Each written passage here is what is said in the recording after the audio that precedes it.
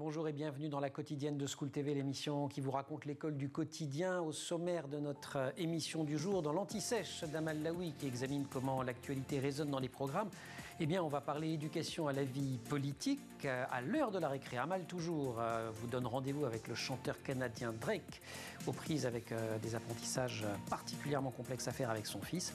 Notre rendez-vous hebdomadaire avec Maître Valérie Piot, c'est le conseil de discipline. Il répondra aujourd'hui à la question « Qu'est-ce qu'une mesure conservatoire ?» Et puis pour nous accompagner tout au long de cette émission, on a le plaisir d'accueillir Denis Langlois pour le grand oral, le thème « Comment expliquer la politique aux enfants ?»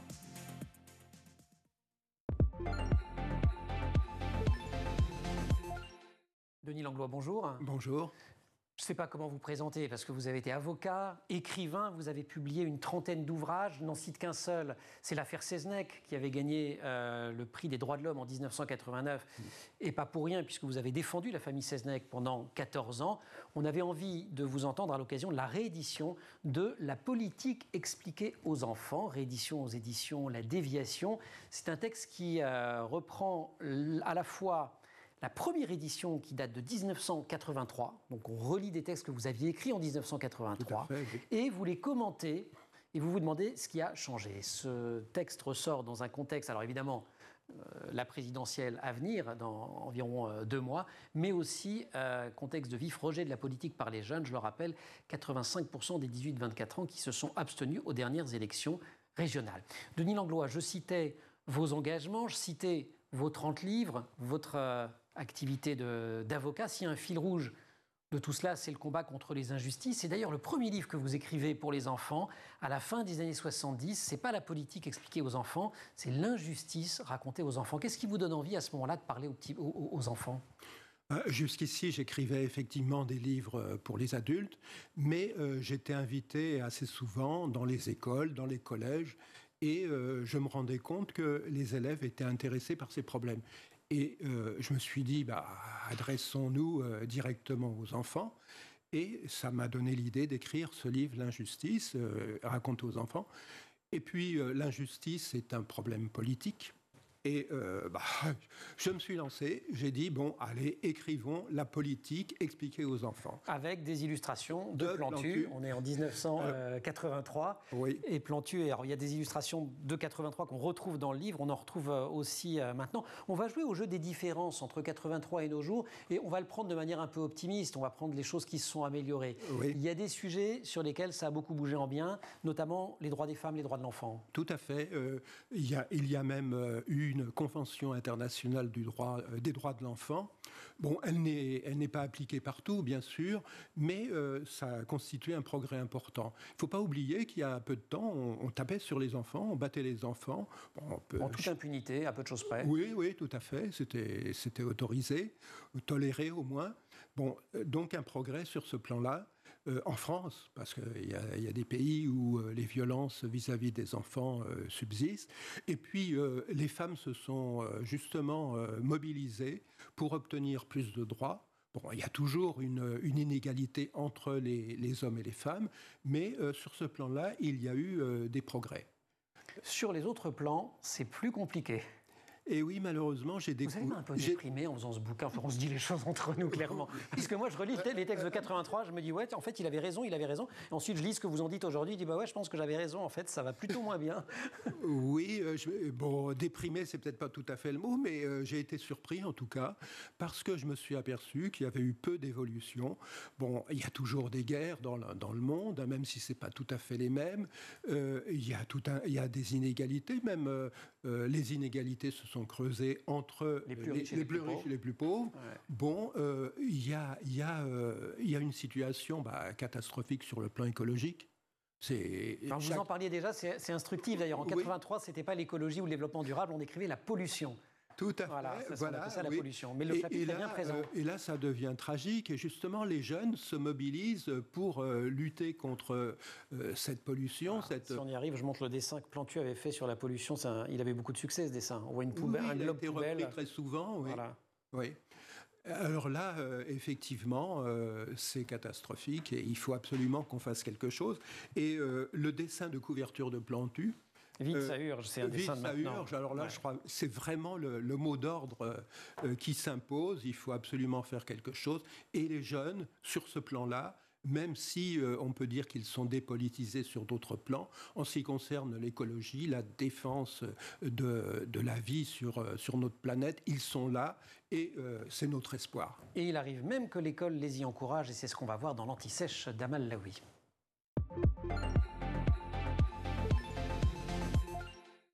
Et donc à l'occasion de la réception ici de Denis Langlois, mais aussi de la prochaine élection présidentielle, Amal, on s'intéresse avec vous au parcours citoyen à l'école. Donc on n'est pas exactement dans les programmes, mais c'est des choses qu'on est censé faire à l'école. C'est ça, le parcours citoyen de l'école primaire au lycée est inscrit dans le projet global de formation de l'élève.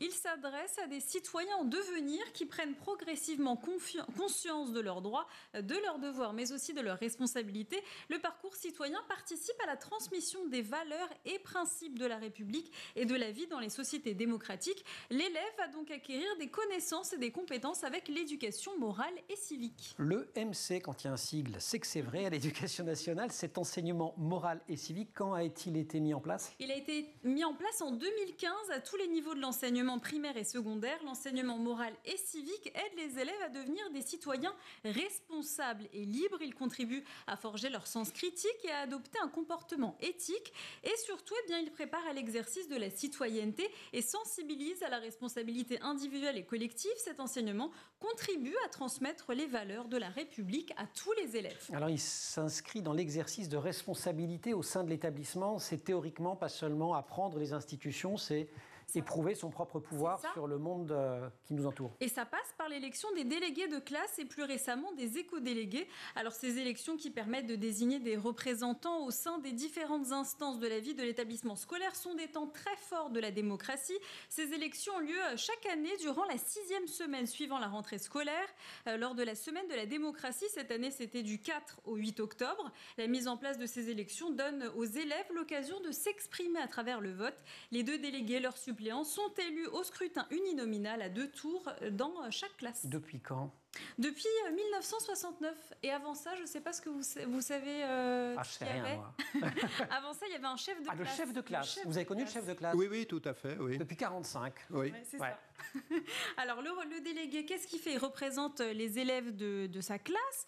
Ce sont des médiateurs entre leurs camarades et les autres membres de la communauté éducative. Il participe au conseil de classe tous les trimestres. Si un élève de la classe passe en conseil de discipline, les 2 délégués de la classe de l'élève y participent. Il participe aussi au conseil d'administration en rapportant les avis et les propositions aux autres élèves sur le fonctionnement de l'établissement. C'est donc par cette implication très concrète que l'élève éprouvera le mieux son rôle de citoyen. L'objectif, c'est de faire prendre conscience que la démocratie exige la participation responsable de tous les citoyens. Ça s'exerce à toutes les échelles, puisqu'ils vont, grâce à cela, apprendre la citoyenneté à des échelles à la fois locales, mais aussi parfois nationales. Les enseignants vont traiter concrètement avec leurs élèves des enjeux de la citoyenneté, en participant, par exemple, à des cérémonies commémoratives, en visitant des lieux de mémoire. Les élèves vont aussi pouvoir participer à des projets citoyens dans le domaine des arts, de la littérature ou encore du sport. En tout cas, cette partie consacrée à la vie démocratique constitue le cœur du programme d'éducation civique. Elle fait vivre la citoyenneté et les principes de la République française. Merci Amal. On parlait des chefs de classe. Ce n'est pas vous faire insulte, cher Denis, de dire que vous avez vécu l'école d'un temps que nous n'avons pas tout à fait connu, Amal et moi, enfin surtout Amal. C'était comment ? C'était un univers qui ressemblait à quoi l'école à l'époque où vous y étiez ? C'était un univers de droit ou c'était un univers exclusivement de contraintes ? Les deux quand même. Oui, non, moi je garde un très bon souvenir de ma scolarité, mais effectivement il y avait des sanctions physiques. De temps en temps on vous tapait dessus. Moi j'ai bien vécu ça, mais je trouve que c'est bien sûr un progrès. Vous étiez délégué, chef de classe vous-même ? Non, moi j'ai pas. Non, j'ai jamais été chef de classe. Alors comment votre rapport au droit s'est-il noué puisque vous avez été avocat ? Oui, non, je n'étais pas attiré par ces fonctions-là. Ce que je remarquais d'ailleurs, c'était toujours le même qui était chef de classe. Et je crois que c'est ça le problème aussi, c'est qu'il y en a qui sont attirés par ces fonctions, comme sont attirés des gens par la politique, par les fonctions politiques. Non, moi, ça ne m'a jamais attiré. Cela dit, l'action militante m'a attiré par la suite, oui, bien sûr. Un activiste aujourd'hui, on disait un militant il y a quelques années. Oui, je n'ai jamais appartenu à aucun parti ou groupe politique, mais j'ai eu la chance, en tant qu'avocat, d'être l'avocat de la Ligue des droits de l'homme. Et évidemment, c'était du militantisme. Et oui, j'ai abordé toutes les questions que j'évoque dans mon livre.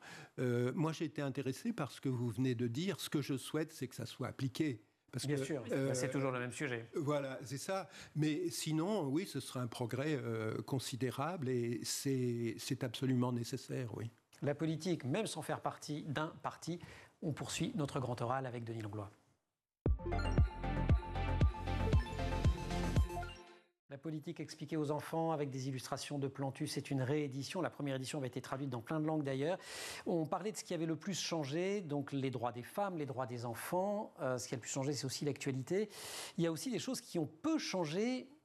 Encore qu'on peut se demander si parfois le changement de degré n'entraîne pas un changement de nature. Vous parlez par exemple des fausses informations. Alors évidemment, vous n'écrivez pas fake news parce qu'on parle en français en 1983, oui. Mais vous parlez manipulation, images truquées, propagande.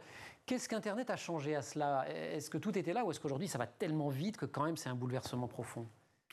Oui, si, c'est un bouleversement considérable. D'abord, tout le monde devient pratiquement un média. On peut émettre tout un tas d'opinions, de fausses informations, ou des vraies aussi.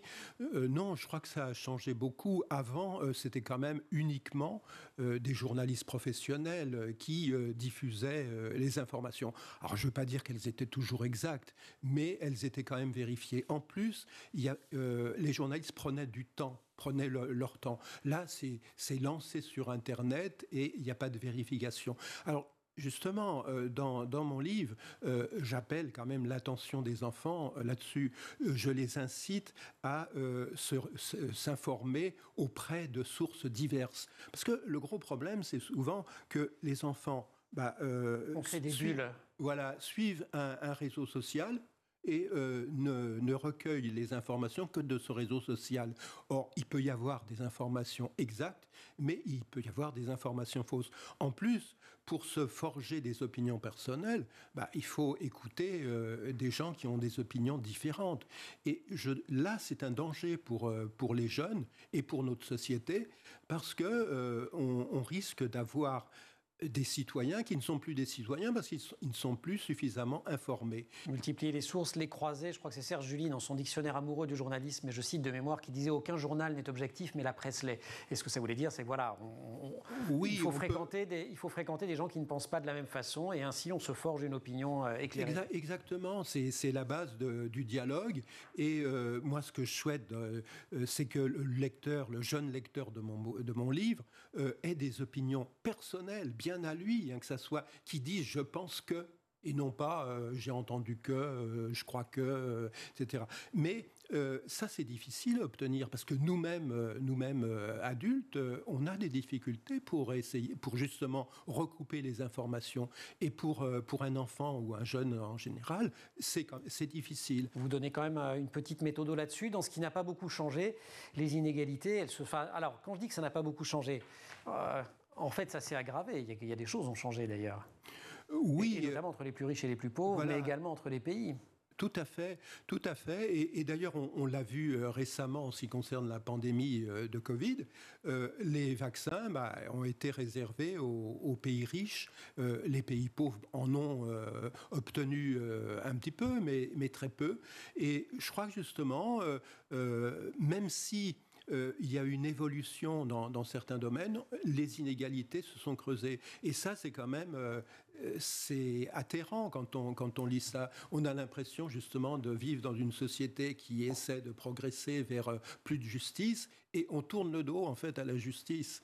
Et les enfants justement sont sensibles à ça. Alors Et je comprends que certains se détournent de la politique en disant qu'est-ce que c'est que ça Alors, il ne faut pas, je vais vendre la mèche, hein, il ne faut pas, ce que vous dit aussi Denis Langlois, il y a des citations, si tu ne t'occupes pas de politique, la politique, elle, s'occupera de toi. Donc le message, malgré tout, c'est faites de la politique. On va y revenir dans quelques instants, Denis, ce sera juste après l'heure de la récré. Et pour l'heure de la récré, on retrouve Amal.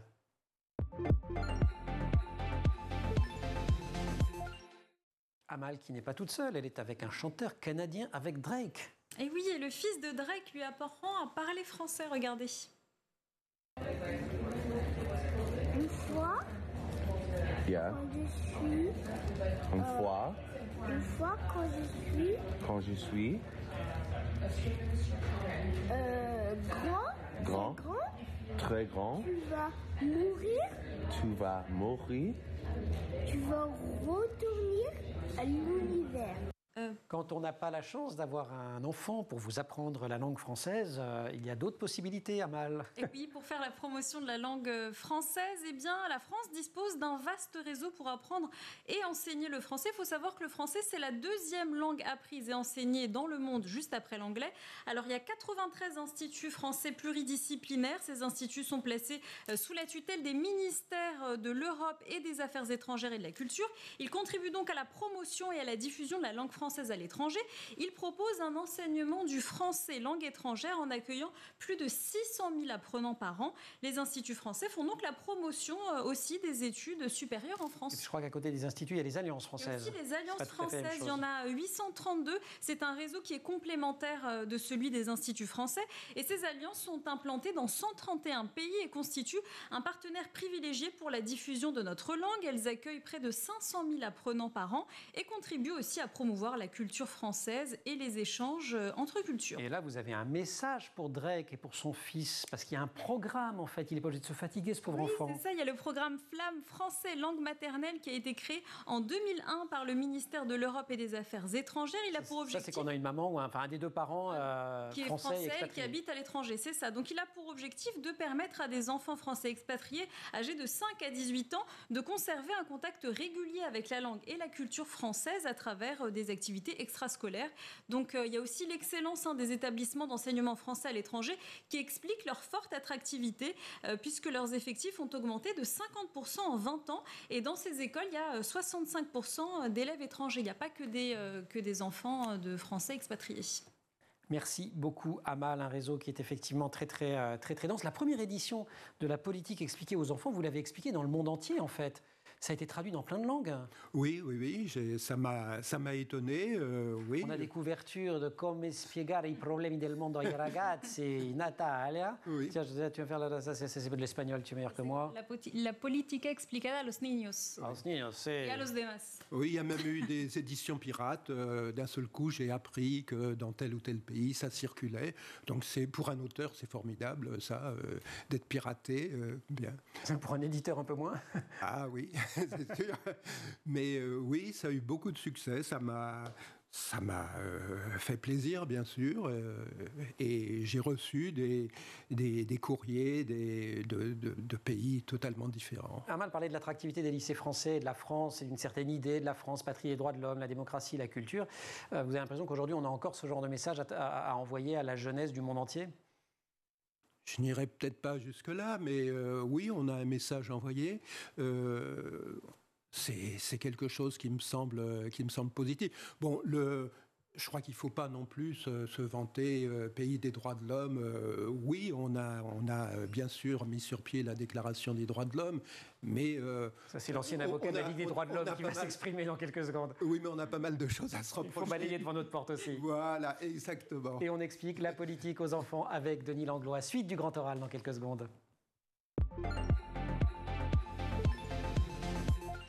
Denis Langlois, il y a une vaste étude de l'Institut Montaigne dévoilée la semaine dernière par Le Monde qui met en évidence, je cite, l'impressionnante désaffiliation politique d'une grande partie des 18-24 ans, c'est-à-dire des affiliations, ils ne se reconnaissent pas dans un parti en partie spécifique et d'ailleurs ni spécialement à droite ou à gauche. Et cette désaffiliation est même, indique l'étude, ce qui différencierait le plus des 2 générations précédentes. Alors vous, vous êtes adressé à plein de générations. Comment expliquez-vous cette désaffiliation? Est-ce que vous la constatez? Oui, bien sûr. Les grandes idéologies romantiques, changer le monde, le rendre plus heureux pour tous, ont en grande partie été abandonnées. Vous y avez cru, vous, à ces grandes idées? Ah, mais bien sûr, j'y ai cru et j'ai été déçu comme pas mal de gens. Oui. Alors aujourd'hui, on se trouve plutôt dans une position de résistance, c'est-à-dire essayer que la situation ne s'aggrave pas davantage. C'est moins enthousiasmant, il faut le dire. Donc, je comprends que les jeunes soient moins attirés par la politique. Mais c'est tout à fait dommage, parce que s'ils ne s'intéressent pas à la politique, comme vous le disiez, il y en a d'autres qui vont s'y intéresser, des professionnels, des technocrates, et ce ne sera pas la population qui sera véritablement représentée. Ce ne seront pas ses intérêts qui seront défendus, ce qui est en grande partie le cas aujourd'hui, mais ça nous entraînerait peut-être trop loin. Ailleurs, mais il y a un chiffre qui est encore plus inquiétant qui dit que la moitié des 18-24 ans, toujours dans cette étude, ne considèrent pas, je cite, comme très important de vivre dans un pays gouverné démocratiquement. C'est très grave, parce que, mais à la limite, ils ont en grande partie raison. On ne peut pas dire que nous vivons dans un pays totalement démocratique. Nous avons parlé des inégalités. Si tout le monde n'a pas le même statut, la démocratie, elle est bancale. Tout à fait. Donc, je dirais, moi, aux jeunes, oui, la situation n'est pas satisfaisante, mais si vous ne faites rien, ça va s'aggraver. Mais non, les jeunes, tout de même, font quelque chose, notamment sur le plan écologique. Il y a quand même pas mal de manifestations qui ont eu lieu. Et qu'est-ce qui vous donne à vous de l'espoir? Qu'est-ce que vous auriez envie de leur dire? Parce que vous écrivez, je vous cite, la politique, c'est aussi l'espoir. Vous dites ça en 83, vous insistez là-dessus. Dans la mesure où un enfant, en tant qu'enfant, peut déjà agir pour changer la société autour de lui, je trouve que c'est un espoir. Je lui dis, tu peux faire quelque chose, tu peux améliorer les choses. Et aujourd'hui, c'est toujours vrai. Alors oui, s'informer, avoir des opinions personnelles et puis agir. Parce que si ça débouche sur rien, si c'est simplement je connais tout un tas de choses sur la politique, mais je n'en fais rien, c'est raté. Moi, si vous voulez, le lecteur que j'aime beaucoup, c'est celui qui lit mon livre et puis qui ensuite dit mais j'ai envie de faire quelque chose, même s'il fait quelque chose que je n'ai pas prévu, même s'il fait quelque chose contre vos idées. Oui, voilà. Mais au moins il fait quelque chose, dans les limites de la loi tout de même. Oui, mais je veux dire, s'il fait quelque chose sincèrement, voilà. Bon, je préfère qu'il essaie d'améliorer les choses plutôt que les aggraver encore. Mais je crois qu'il au moins qu'il y a un passage à l'action. Voilà, oui, mais l'action, c'est pas forcément l'action militante jour et nuit. Hein. Ça peut être simplement des petits actes. Alors, on parlait justement... Des délégués de classe, voilà. C'est les premiers engagements et c'est très important. Oui, mais même simplement empêcher que 2 camarades se bagarrent dans la rue ou dans la cour de récréation, empêcher qu'une fille soit considérée comme inférieure par les garçons, aller en délégation, en dehors même du délégué de classe. S'engager en somme. Voilà, s'engager selon ses possibilités. Parce que ne demandons pas aux enfants des efforts... De se substituer aux adultes. Voilà, exactement. Alors, on peut aussi s'appuyer sur le droit. Vous avez été avocat. Nous, on a une avocate dans l'émission, c'est Valérie Piot, maître Valérie Piot, qu'on retrouve une fois par semaine pour le conseil de discipline. Et on parle aujourd'hui de ce qu'est une mesure conservatoire. Conseil de discipline.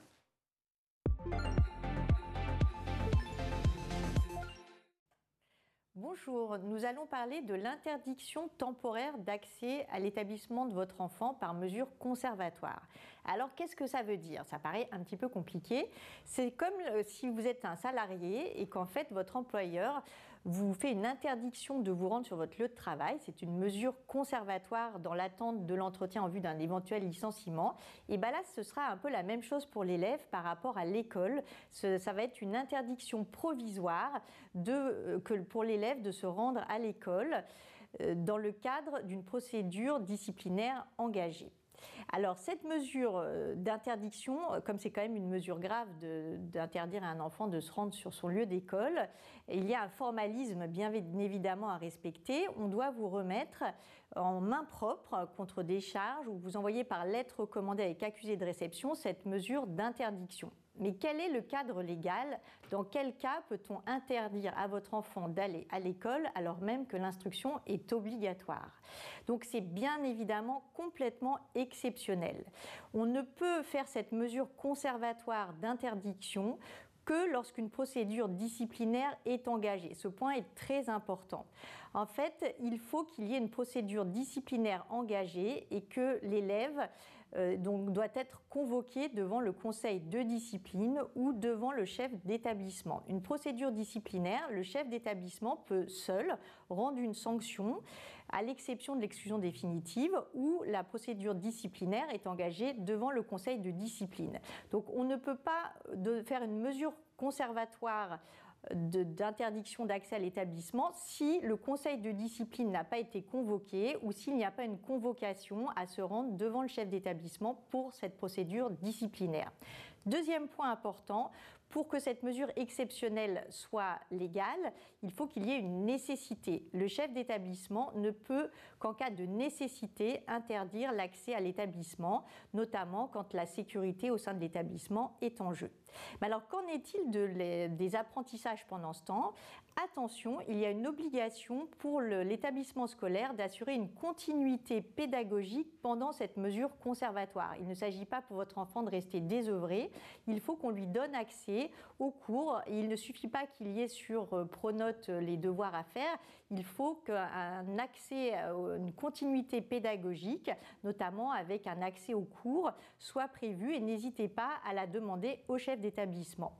Comment contester et dans quel cas contester cette mesure conservatoire?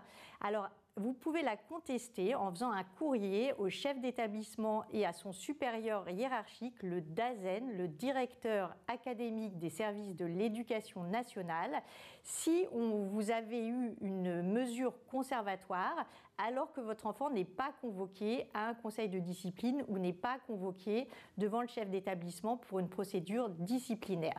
Donc n'hésitez pas à contester cette mesure s'il n'y a pas de procédure disciplinaire engagée.